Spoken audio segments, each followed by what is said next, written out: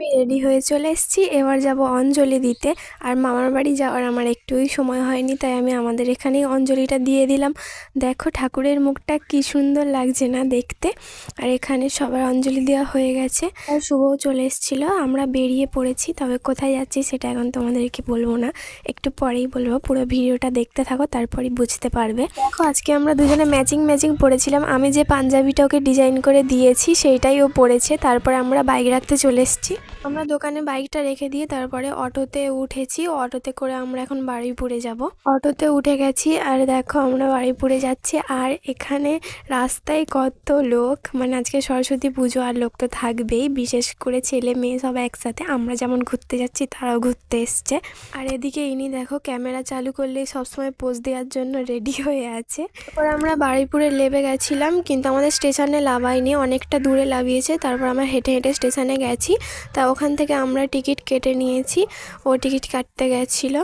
তারপর দেখো টিকিটটা কেটে নিয়েছি। তারপর আমরা বুঝতে পারিনি যে আমাদের সাথে এরকম হবে, কারণ আমাদের ট্রেন কোন প্ল্যাটফর্মে আসবে আমরা সেটাই বুঝতে পারছিলাম না। 1 নম্বরে না 2 নম্বরে না 3 নম্বরে, যাকে জিজ্ঞাসা করছি কেউ বলছে 1 নম্বরে, কেউ বলছে 2 নম্বরে, কেউ বলছে 3 নম্বরে। তো বুঝতে পারছিলাম না। লাস্টে আমার প্রচুর খিদে পেয়ে গেছিলো, আমি বাড়ি থেকে কিছু খেয়ে যাইনি, ওই জন্য আমরা এখানে মশলা মুড়ি কিনে খেয়ে নিয়েছিলাম। তারপরে অনেকক্ষণ বাদে আমাদের ট্রেনটা এলো, প্রায় 40 থেকে 45 মিনিট পরে।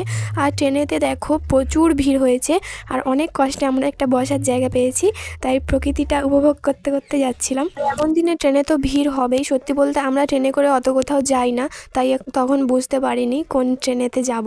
আমরা ট্রেন থেকে নেমে গিয়ে কিছু খাবার কিনে নিয়েছিলাম, আর আমরা এখন যাচ্ছি ডায়মন্ড হারবার নদীতে।